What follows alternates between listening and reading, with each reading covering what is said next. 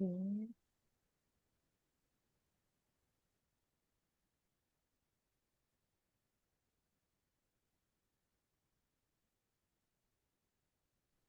D'accord, donc rebonjour tout le monde, bonjour, bonne arrivée pour cette autre session de la formation sur analyse économique de la mise en conformité d'une organisation suivant un référentiel privé. J'espère que les dieux de la de la technologie nous permettront d'aller jusqu'au bout. Et nous allons toujours maintenir nos règles qui sont d'être présents à partir de 9 heures et maintenir toujours les règles de lever la main et éteindre son micro lorsque nous n'avons pas la parole et de nous mettre dans une salle calme pour pouvoir mieux interagir. Aujourd'hui, toujours pour le module 2, nous continuons le module 2, mais cette fois-ci, nous allons parler du concept de capacité de production. Mais pour entrer dans le vif du sujet, nous allons nous prêter à ce jeu. Si vous deviez visiter un pays ou un continent, ce serait lequel et pourquoi? Donc, la parole est ouverte. Moi, je visiterai Madagascar. Bienvenue. Mais vous êtes déjà venu, Richard, donc c'est pas nouveau ça. Donc, Richard, pourquoi? Parce que, voilà, des dames comme Olichou, ce sont des gens très, très gentils, très sympas. On s'y sent très bien. D'accord. Je me prête aussi au jeu. Moi, je rêve de connaître la RDC Ouais. à cause de la rumba. Ah! C'est vrai qu'il y en a partout dans les rues là-bas. Hein. Oui, c'est ce qu'on me dit. Autre commentaire? Moi, j'aimerais visiter le Rwanda. D'accord. Il paraît qu'il pleut là-bas toujours à midi. Et la température ne dépasse jamais 25 degrés. C'est ce que j'ai appris. Ça, c'est vrai. Ah, d'accord. C'est toujours bon. Super. Autre commentaire?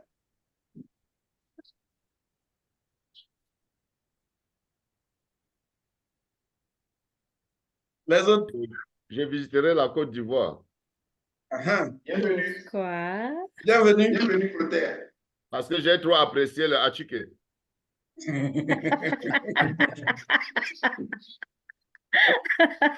D'accord.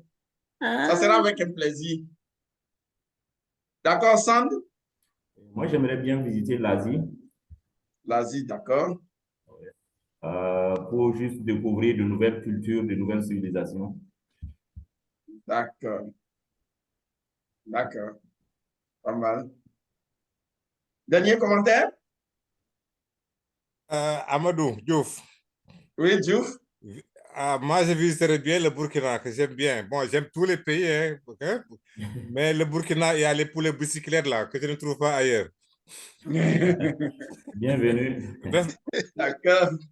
Il y a aussi des poulets télévision. Hein? Il y a poulets télévision aussi. Ah! C'est comment pour les bicyclettes?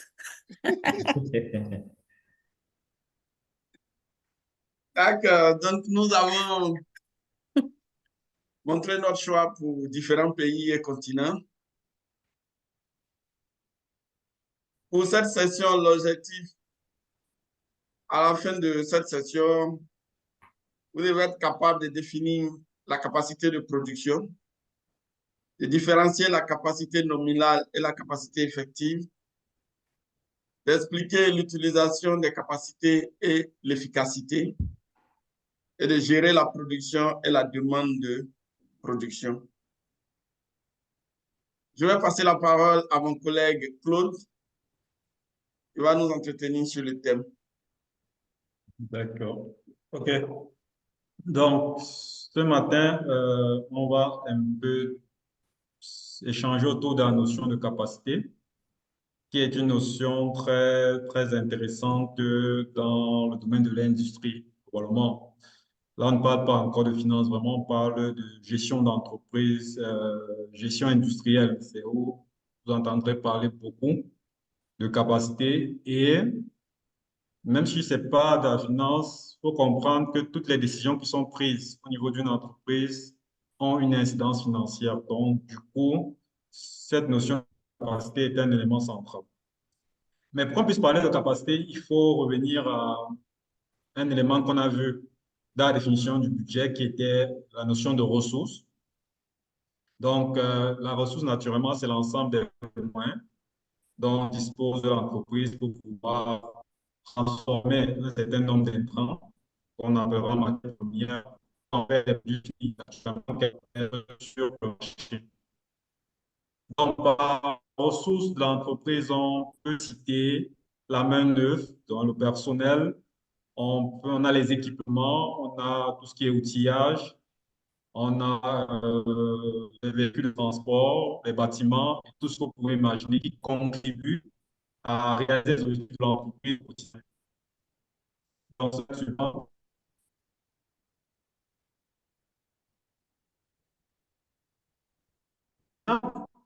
Quelle est l'importance de la décision pour ces nouvelles capacités?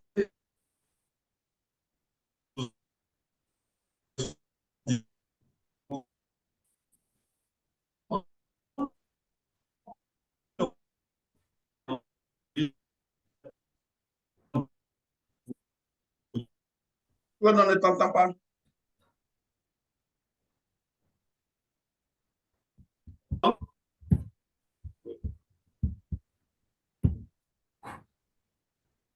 On ne vous entend pas.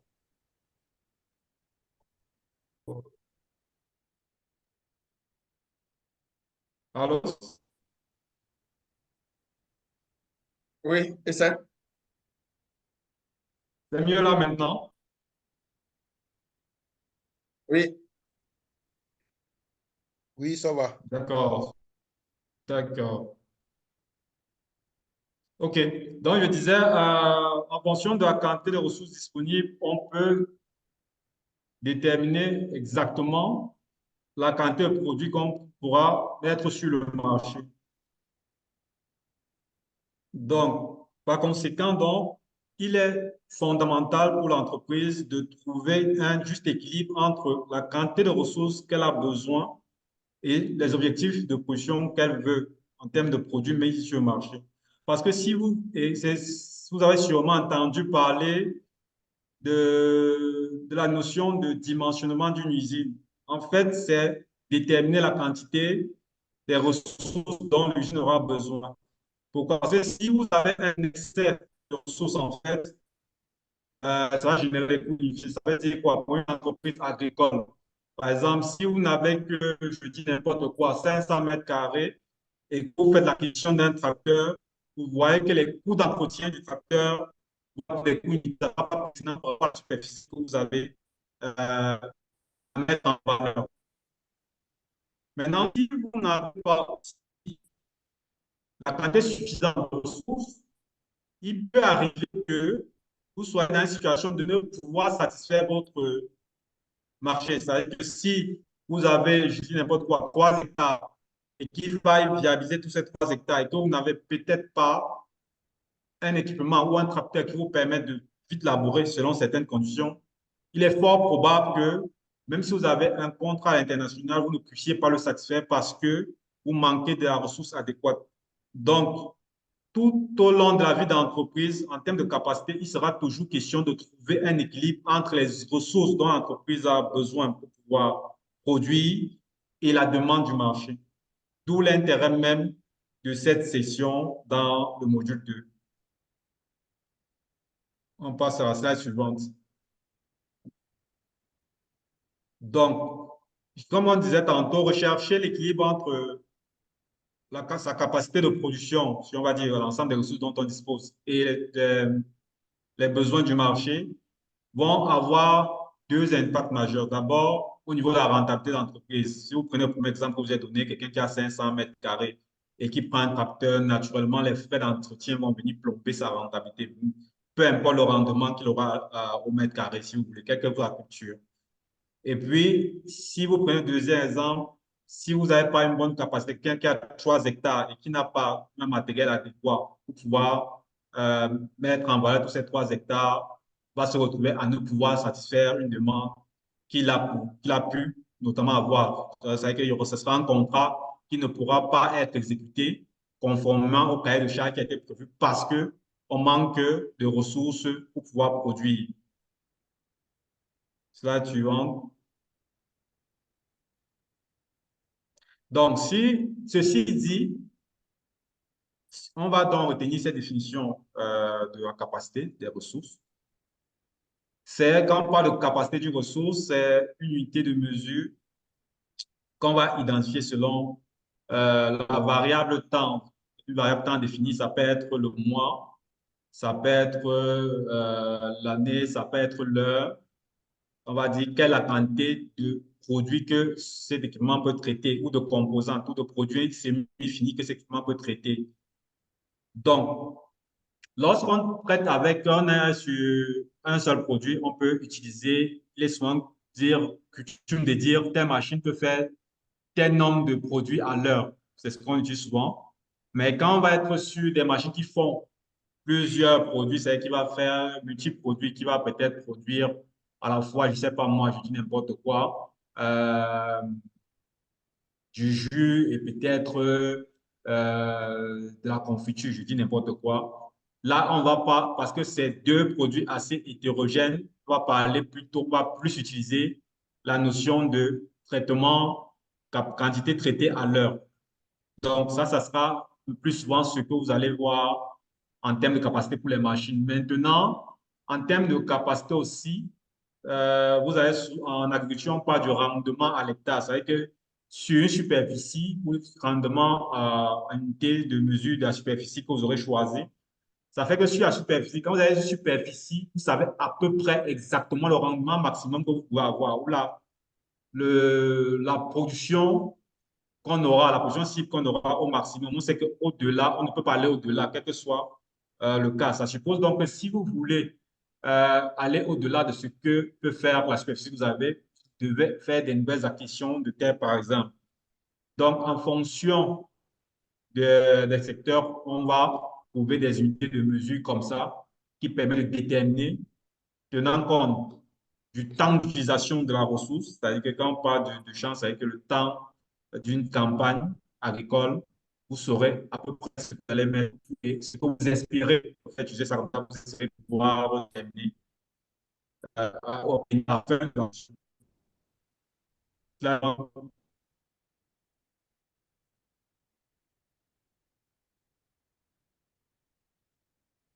Donc, maintenant, quand j'ai dit j'ai utilisé l'expression, vous avez vu, j'ai bien utilisé l'expression espérer pouvoir avoir fin de position, ça introduit bien euh, cette question que je vous adresse.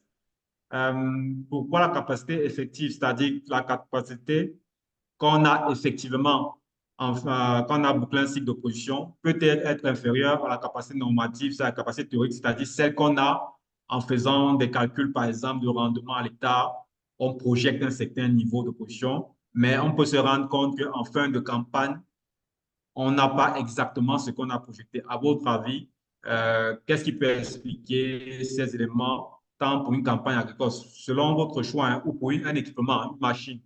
Qu'est-ce qui peut expliquer cette différence? Est-ce qu'il y a des propositions basées sur votre expérience personnelle hein, Tu peux et prendre votre la parole? analyse? Il peut y avoir des Oui, aléas. Il peut y avoir des oui, aléas Talia. qui peuvent Oui. impacter sur la production. D'accord, super. Un exemple d'aléa, vous pouvez mettre quoi? Par exemple, il peut y avoir, dans le cadre de la production, il peut y avoir des pannes d'équipement, il peut y avoir un facteur climatique, un coup de chaleur Super. qui impacte sur les rendements sur la production. Tout Il à peut y fait. avoir une invasion d'insectes. Voilà. Et Olivier Soir, proposition. Oui, oui, pour la capacité effective et la capacité normative, il peut avoir aussi des baisses de rendement sur le temps. Par exemple, lorsqu'on a acheté la machine, on dit qu'elle peut faire 100 tonnes à l'heure, mais au bout de quelques années, si on a prévu que sa capacité va diminuer à 10%, peut-être 10%, peut-être qu'au fil des ans, ça va être pire que les 10%. Donc ça, on ne peut pas maîtriser. Et il y a aussi le facteur temps, comme on a dit, on n'est pas toujours comme au Rwanda, c'est ça? On prévoit qu'il fera beau 10 jours pour la récolte, mais au bout du 7e jour, c'est la pluie. Donc ça, on ne peut pas aussi maîtriser. Voilà. D'accord, super. Oui, Monsieur Moussa? Oui, je pense que là, le fait de mal utiliser les ressources aussi peut jouer. Une mauvaise utilisation des ressources. Ah, d'accord.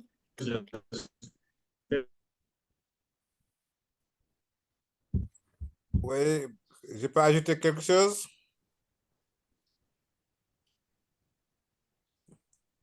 Je Oui, n'entends avec plus. plaisir. Voilà, donc à ce que les uns et les autres ont dit, ce qui est très juste, j'adhère totalement à cela, surtout par rapport aux aléas climatiques qui ne sont pas maîtrisables. C'est un élément important de baisse de la production. Il peut subvenir également des pannes, des pannes au niveau donc, des équipements utilisés. Toute Et la le temps classe, de quoi. réparation donc, peut... Moi, quand fait quoi? Zach, pourrais-tu fermer ton micro? Voilà, donc les pannes de l'équipement utilisé, hein, les tracteurs, les pompes éventuellement hein, pour amener l'eau, etc. hein. Donc ça également, c'est des éléments qui peuvent faire qui peuvent apporter une différence entre les prévisions et donc la production réelle, hein, la capacité normative et la capacité effective. Hein. Voilà. Je crois qu'il ne faut pas ignorer aussi le facteur humain. Parce que le facteur humain aussi, ça va être un élément clé au niveau de qualification du personnel et autres. Des facteurs qui peuvent influencer aussi sur la capacité de production. D'accord, super. Il peut aussi avoir des produits non conformes. Produits non conformes, d'accord. Des produits non conformes qui peuvent impacter la production. D'accord. Ouais. Émilie?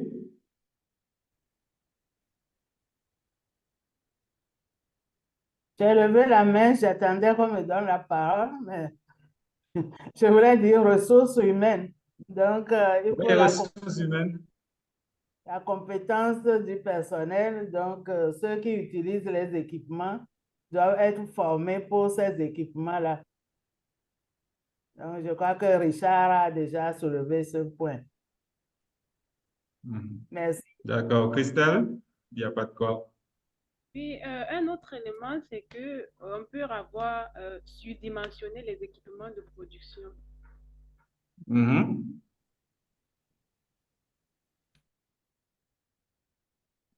D'accord. OK. Donc, ouais, donc il y a un ensemble où... Christelle, tu voulais ajouter quelque chose? Ou tu es obligé juste de baisser la main? Ah, super. Donc, effectivement, il y a tout un ensemble d'éléments qui peuvent justifier la variation entre la capacité effective et la capacité normative. Et ce sont ces éléments qui seront des facteurs de risque, naturellement, qu'on va voir plus tard aussi, qui seront analysés dans les prochains modules. Mais comme vous les avez cités, plus jeune, tu avais nous? Oui, je suis là. Oh, super. C'est la suivante. C'est ça.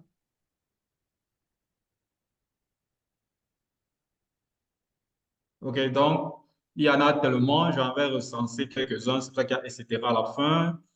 Euh, il peut y avoir des arrêts des machines pour juste des questions de maintenance préventive, pas forcément qu'il n'y ait panne, mais il faut nettoyer la machine à un certain moment, vous le savez tous. Et il peut y avoir des arrêts pour des questions de panne, qu'elles soient majeures ou mineures. C'est aussi des éléments qui vont réduire la capacité. Il y a l'absence d'opérateur, ce que vous avez mis autour de la ressource humaine, c'est-à-dire elle n'est peut-être pas motivée, ou alors elle arrive en retard, ou alors elle traîne un peu. Euh, Après, il peut y avoir des défections, des produits défectueux, comme vous l'avez dit. C'est qu'à un moment, vous pouvez produire et puis la machine n'est plus exactement précise et il faut mettre de côté un certain nombre de produits. Euh,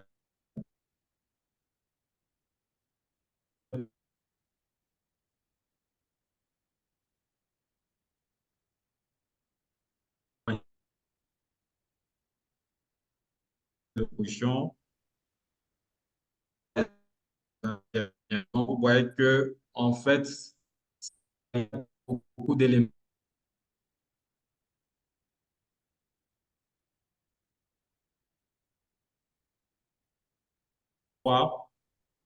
Elle est destinée et ça va entraîner. J'ai toujours un souci de problème de son apparemment. On peut continuer, on t'entendait. On t'entend maintenant. OK, c'est bon. Oui. D'accord. Et déjà, la connexion ne sont pas fortes avec moi, mais bon, on va y arriver. D'accord. Donc, je disais, ce sont des aléas. Il y a une multitude d'aléas qui peuvent impacter. Vous avez des aléas qui sont de nature programmée, c'est-à-dire des arrêts préventifs. C'est-à-dire que quand vous avez un équipement, vous devez, même votre véhicule, à un moment, il faut aller faire de la vidange. Que vous ne voulez pas, il y aura cet arrêt-là. Il y a des arrêts non programmés qui sont dus, par exemple, à des pannes, qu'elles soient majeures ou mineures. Il y a l'opérateur qui peut être absent, c'est-à-dire que tout ce qui est autour de la ressource humaine peut être absent pour plusieurs motifs. Il n'est pas motivé, il est en retard, tout ce que vous voulez. Ou il a allé même, il y a les salaires, il est sorti pour aller pouvoir percevoir son salaire. Il y a des machines qui peuvent, avec le temps, commencer à avoir un taux de produits défectueux qui s'augmente et là, la capacité va être influencée. Il y a des modifications de réglage, c'est-à-dire que vous avez fait un réglage et puis vous vous rendez compte que ce n'est pas le réglage optimal, vous arrêtez la machine pour pouvoir reprendre le réglage ou vous réglez pour pouvoir changer de produit. Et là encore, la capacité de la machine va être réglée. Donc, il y aura tous ces éléments vont créer des temps d'indisponibilité de l'équipement de production qui auront une incidence sur la capacité effective. Ce sont ces multiples raisons qui vont expliquer le fait que la capacité qu'on aura dans le manuel sera forcément, peut être différente de la capacité effective de la machine due à ces aléas-là. Slide suivant. Bon, maintenant, il y a l'organisation de la production. Et ça commence à devenir intéressant. Quand vous avez des équipements, il faut voir quand vous calculez la capacité ou quand vous êtes en train de dimensionner une unité, il y a deux façons d'organiser les postes. La première façon, qu'on présente ici, c'est des images qu'il y a prises sur Internet comme ça, sans aller trop dans le processus. C'est le concept qu'il faut comprendre, c'est que vous pouvez faire une organisation en parallèle. C'est-à-dire, on a au bout de la chaîne des mangues séchées et on a des produits frais. Et là, on a mis deux unités de séchage en parallèle, une faisant 300 sachets par heure et une autre faisant 450 sachets. C'est des exemples un peu tirés par les cheveux qu'on a fait comme ça, juste pour que vous puissiez voir le concept. Ce qu'on va voir à la fin, si c'est en parallèle, ce sera 750 sachets. Pourquoi? Parce qu'il y aura celle qui fait 300 qui va faire ça en une heure, qui va faire 300. Il y aura celle qui fera 450 qui va aussi faire. Et les capacités vont, on va dire, s'additionner. Donc, quand vous avez monté votre unité en mettant certains postes en parallèle. Et c'est ce qu'on utilise souvent pour gagner du temps ou pour doper sa production. On met des postes en parallèle sur certains endroits. On multiplie la capacité. C'est-à-dire que si vous voulez faire 1000 tonnes peut-être à l'heure, vous pouvez utiliser 2 machines de 500 tonnes et vous avez vos 1000 tonnes. Ça, c'est une organisation qui est possible. Si vous n'avez pas, si le coût pour acheter une machine qui fait 1000 tonnes n'est pas accessible, vous pouvez avoir cette organisation et vous avez le même résultat, par exemple. Donc, maintenant, moi, c'est la suivante. Je vous propose, on a une organisation un peu ajustée, on a les membres, il y a une équipe qui va faire le nettoyage ou la préparation avant qu'on ne mette dans le four pour pouvoir sécher ou le séchoir. Et on dit l'équipe, elle fait 500 kg jour. Le séchoir, il peut sécher jusqu'à 1000 kg jour. Et on vous demande, avec cette organisation qui est en série, c'est-à-dire que les postes se suivent, contrairement à la première qui était en parallèle, de combien de kilos jour on aura de mangue séchée à la fin du...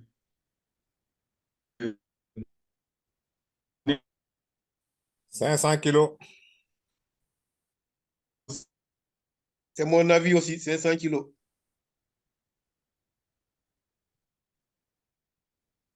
Moins les pertes. Oui, moins les pertes, je comprends. Moins les pertes éventuelles, hein? Oui, tout à fait. 50 kilos si c'est les mangues séchées parce que c'est un produit sec, c'est le produit fini. Mais produit séché, c'est 500 par jour. D'accord. Non, on va faire aussi du poids, de la perte d'eau. On va faire de cette contrainte. On va juste utiliser les capacités de travail des uns et des autres. La machine qui peut faire 1000.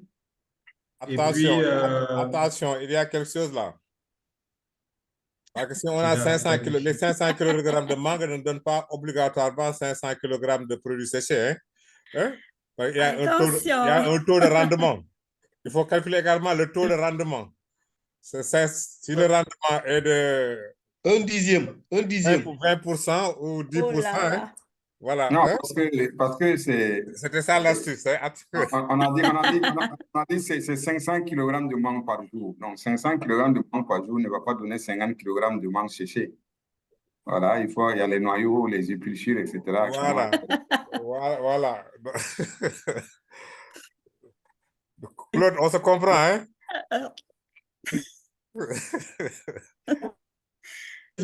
Il faut clarifier les unités. Hein? 500 kg de mangue par jour ne donne pas 500 kg de produits séchés. Donc, le rendement, ça dépend du rendement. 10%, 20%, voilà. Je ne sais pas. Claude, vous riez là. On part avec un rendement de 10%. Allô? Oui, on Allô? vous entend, Monsieur Claude. Oui, je dis, je ne veux pas qu'on entre raisonnons dans l'absurde. Laissons la problématique de rendement. Moi, je veux qu'on se focalise juste sur les capsules, les unités en termes de charge de travail ou de capacité à travailler.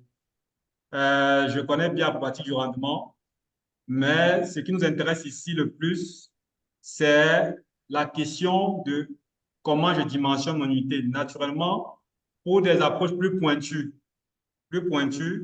il faudra maintenant analyser le rendement pour voir effectivement ce qu'on aura. Mais pour moi, ce qui m'intéresse, c'est de voir comment j'organise ma production pour pouvoir avoir un certain niveau de rendement. C'est la logique qu'il y a derrière qui m'intéresse. Je ne sais pas si c'est plus clair.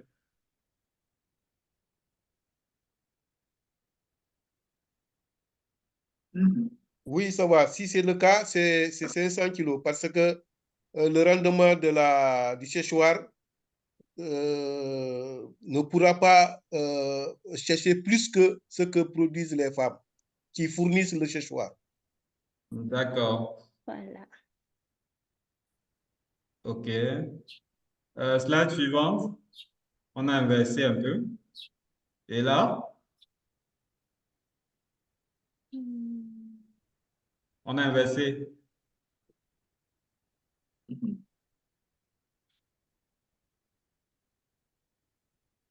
Elles peuvent traiter 1000 pour une capacité de séchage de 500.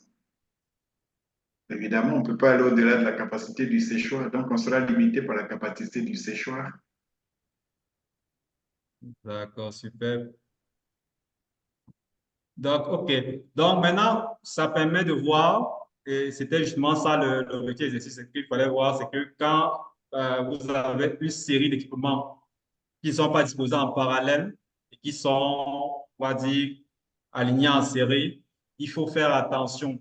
La capacité de production de toute la chaîne, c'est-à-dire de l'intrant que vous avez choisi jusqu'à la sortie, sera dictée par l'équipement. On a pris les ressources humaines ici pour pouvoir nuancer, mais c'est l'équipement qui a le plus faible rendement qui va donner la capacité de toute la chaîne de l'unité.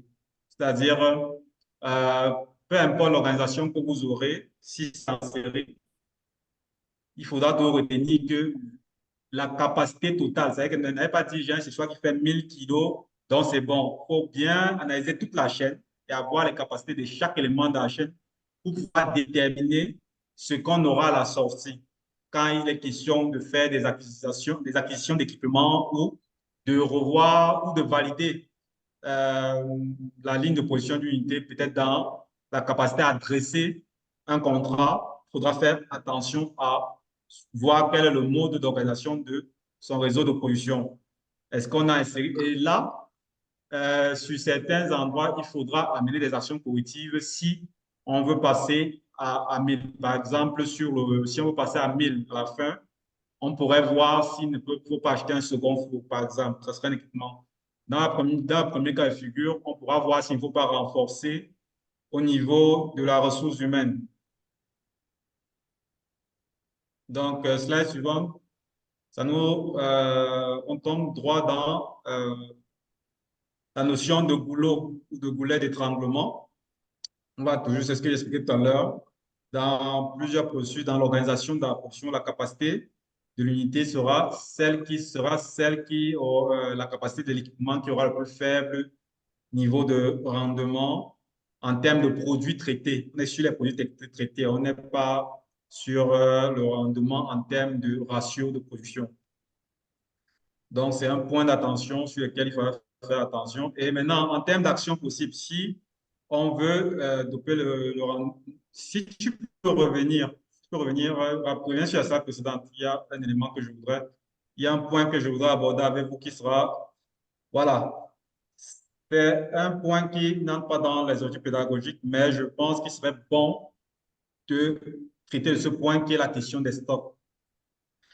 Les stocks, le plus souvent, on a tendance à penser que les stocks, c'est pour prévenir les ruptures. Et le plus souvent, on a tendance à faire les stocks au niveau de la fin pour dire qu'on va faire les stocks, là, on va pouvoir vendre.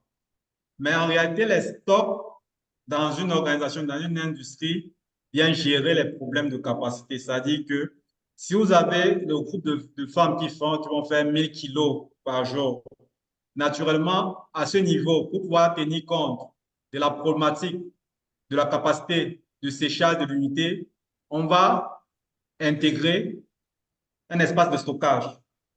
Et ce qui fait que là, vous pouvez produire et compenser sans avoir à faire de gros investissements en faisant juste un stock à un niveau là. Je ne sais pas si c'est faisable pour les membres, mais j'explique juste pour le concept. Maintenant, si on va dans la slide précédente, et si on va dans la slide, on remonte encore pour l'autre slide.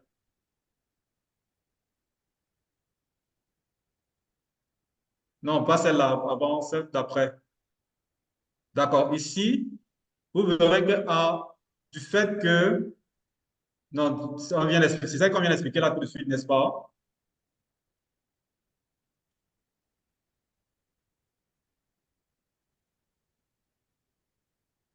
Donc, à ce niveau, parce que les dents font 1000, c'est ça que je viens d'expliquer, on va faire un stock pour pouvoir 500, on va conserver les 500 d'écart et le temps que la machine puisse traiter 500 et puis on va introduire les autres. Là, le stock va venir et il y aura une notion qui va apparaître qui est la question du découplage. On va utiliser ça, découpage. C'est-à-dire que si vous produisez en série, ce serait impossible parce que faisant 1000, la machine ne pourra pas traiter directement.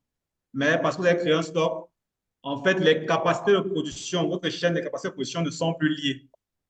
Donc, elles peuvent produire autant qu'elles veulent, tant que vous avez un moyen de stocker la matière, notre machine de séchage a le temps pour pouvoir traiter.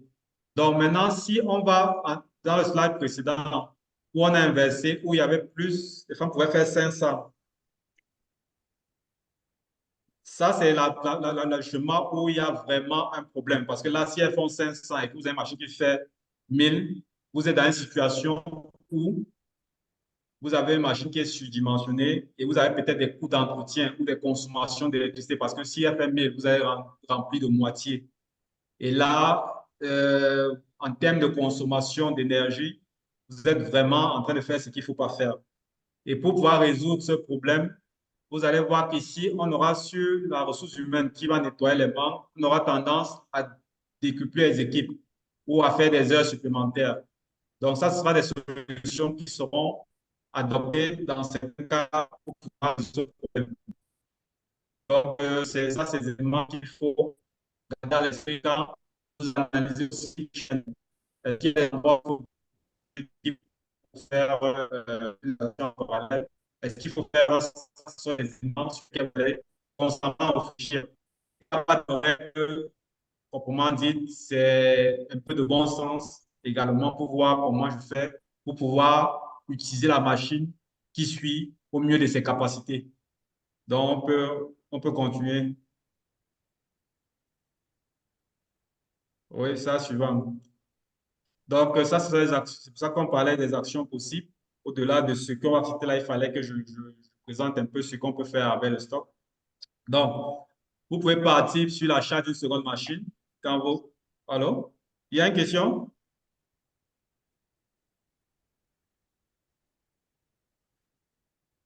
Donc, pour niveler les questions de capacité, vous pouvez partir, par exemple, sur l'achat d'une seconde machine, dans les exemples que vous avez tantôt, où on peut faire ça, mais attention au taux d'utilisation. Vous savez que si, dans le cas où on devait acheter un second séchoir, si on a deux séchoirs qui font 500 kg, c'est bon. Et qu'on a des femmes qui peuvent faire 1000 kg et qu'on a deux séchoirs qui font 500 kg, ça fait 1000, on est équilibré. Mais si on a des séchoirs, par exemple, qui font, on a une capacité qui vient à l'entrée de 1000 et qu'on a deux séchoirs qui font 750, en fait, on se retrouve dans un autre problème, c'est qu'on va utiliser juste 1000 et il y aura 500 d'espace qu'on n'aura pas mis à contribution. Donc, du coup, on dit quand vous voulez dupliquer les machines, il faut faire attention aux capacités en regardant si le taux d'utilisation sera optimal.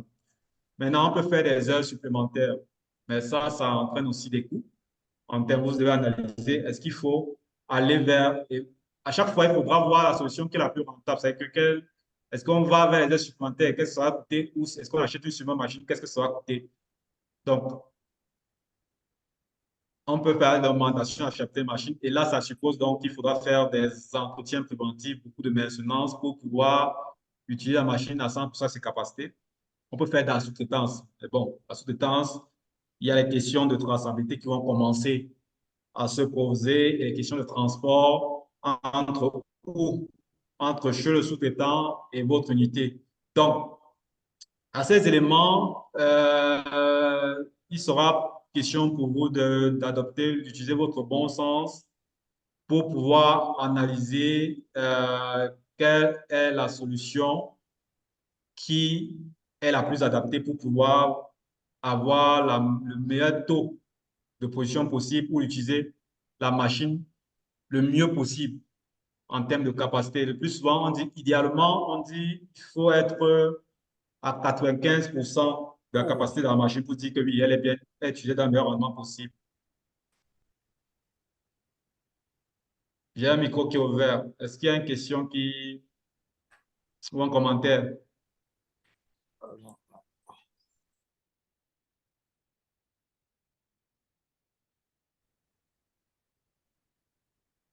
OK, donc on va présenter la slide suivante, présenter le concept de capacité. Donc, basé sur les budgets, donc, basé sur l'objectif d'un contrat, vous comprenez bien que pour pouvoir adresser un contrat, il faudra naturellement comparer ce que le contrat attend en termes de besoins en termes de produits et ce que peut faire l'unité de production, sachant que la capacité de l'unité de production est dictée par son équipement qui a le plus faible rendement. Et là, derrière aussi, ça suppose que si ça ne peut pas adresser, il faudra mener des actions qui permettront de résolver le problème d'alignement des capacités. Ça peut être créer des stocks intermédiaires pour pouvoir créer ce qu'on appelle des découplages qui permet de gérer la cadence de production sans avoir à faire des investissements complémentaires ou alors faire des investissements selon les éléments qu'on a vus tout à l'heure et se rassurer de pouvoir utiliser 95% du taux d'utilisation de chaque équipement qu'on a dans notre unité. Ça, c'est vraiment l'objectif idéal. Parce qu'à 100%, si vous mettez une machine à 100%, ce qui va se passer, c'est que la machine, elle ne va pas tenir très longtemps.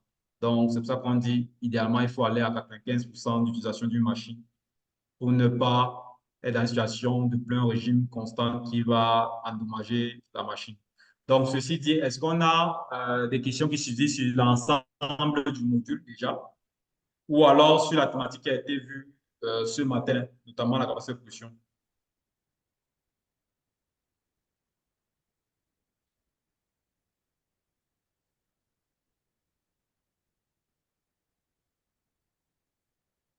On est bon, tout est très clair.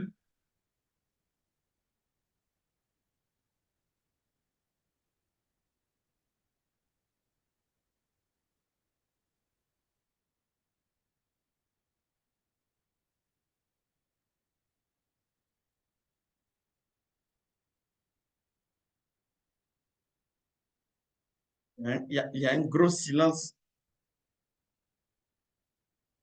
Un silence pour digérer tout ce que vous avez vu, entendu. S'il n'y a pas de questions, c'est très bien compris ou rien n'a été compris. Mais là, je pense que tout le monde a bien compris. N'est-ce pas, Fulgence? Effectivement. Non, je pense que c'est sur ces questions de machine-là, bon,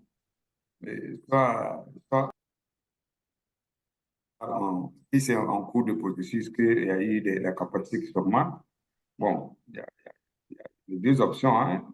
Ça, c'est effectivement doubler les équipes ou alors acquérir une machine complémentaire s'il y a lieu. Bon, en tout cas, on a compris ce qui a été dit, grosso modo. Ouais. D'accord.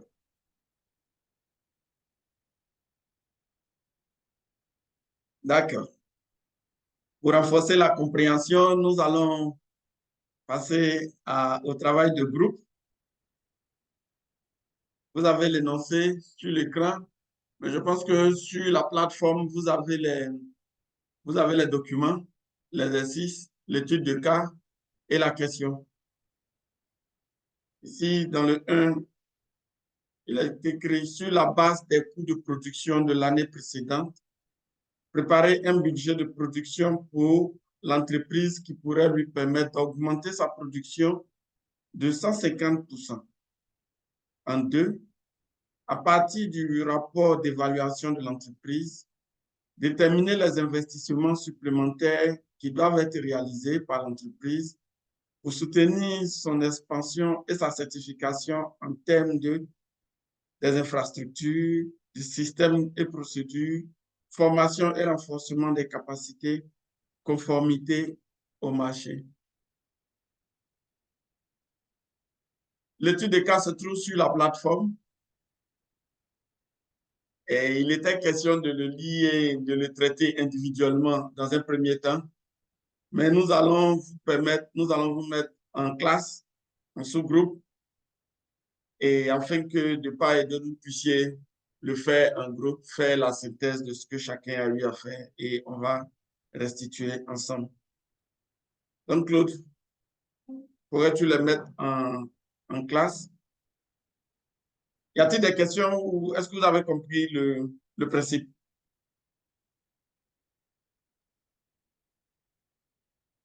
Oui, durée du travail en groupe, en classe.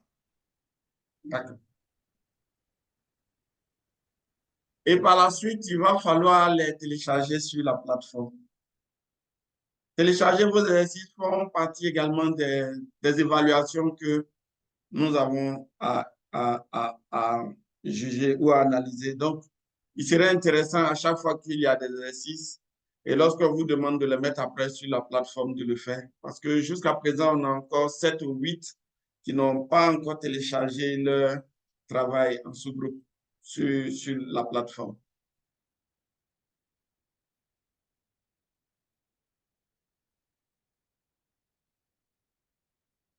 Donc, lorsque vous aurez les invitations, vous cliquez sur les invitations et vous vous retrouverez chacun dans la classe. Il travaillera combien de temps? Son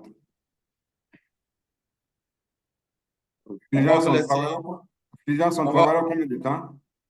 On va vous laisser travailler pendant 30 minutes. OK.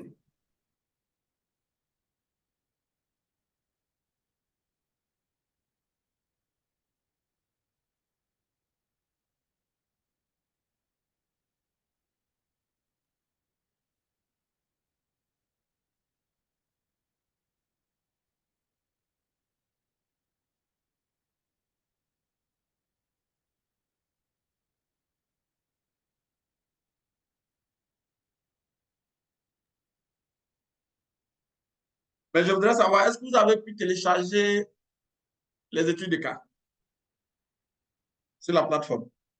Oui, moi je les ai. Les autres? Oui, moi, Oui, oui. D'accord. Moi, je n'arrive pas à me connecter sur mon ordinateur, j'avais un souci. Donc, c'est ça, mais je suis en train de réparer depuis là. C'est ce matin même, je suis en train de travailler dessus.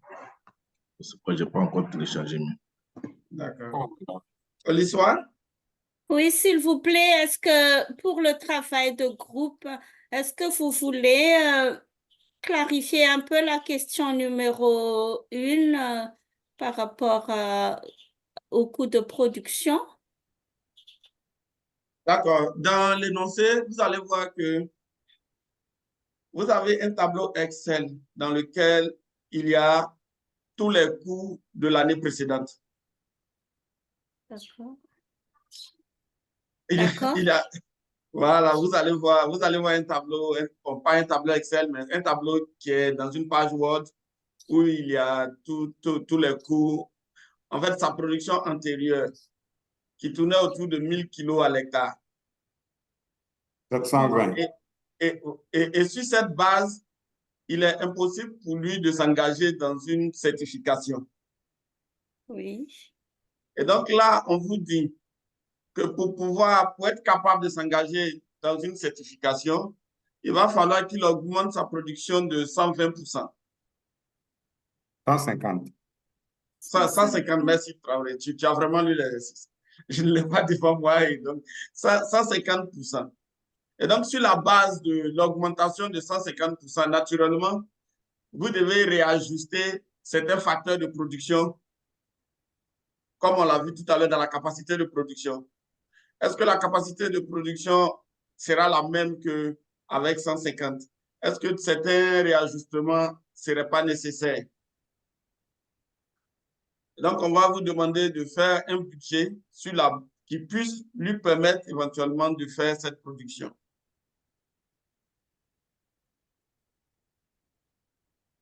Je ne sais pas si j'ai été clair. Oui, un peu. Moi, c'est vraiment, je suis désolée, hein, je ne suis pas économiste, alors quand on dit croître 150% par rapport à son niveau actuel, est-ce que ça veut dire que vous voulez, c'est un budget pour que l'entreprise puisse avoir, donc au lieu de 1000 kilos, là, 1500, c'est ça ou bien? Je sais, je suis perdue sur cette phrase. C'est ça. Merci, monsieur C'est ça. Jaco. D'accord. C'est ça Merci beaucoup. Merci beaucoup. Ça va mieux. Merci.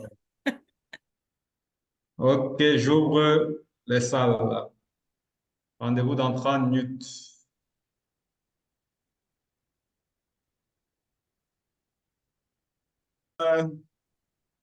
Le budget est la certification ou la levée des non-conformités? On n'est même pas parti jusque-là. Il y a beaucoup à faire. Hein? D'accord. Il y a beaucoup à faire en termes d'infrastructure surtout. Ça risque de coûter très cher, hein, ce monsieur. D'accord. Et donc, comme le temps d'aujourd'hui,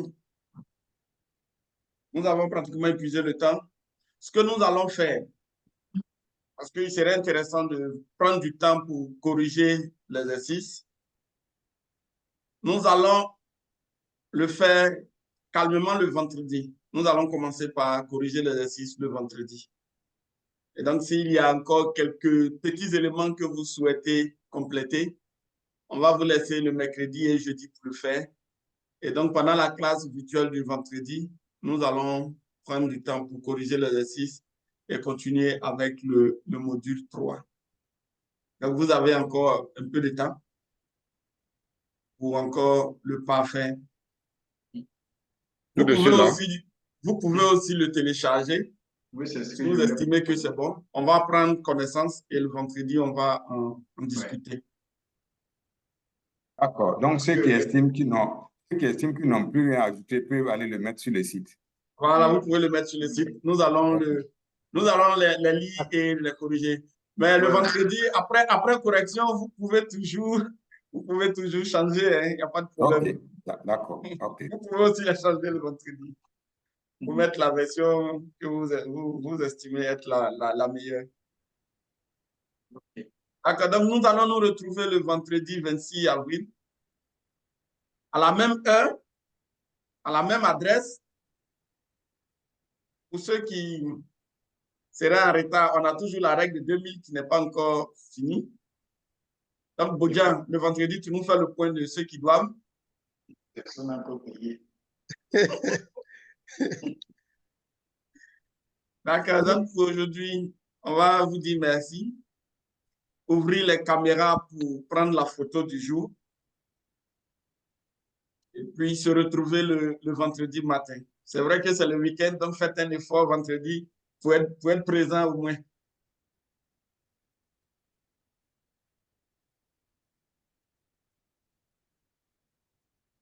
Encore du vendredi, on ne dit pas au champ. C'est de 9h à 11h.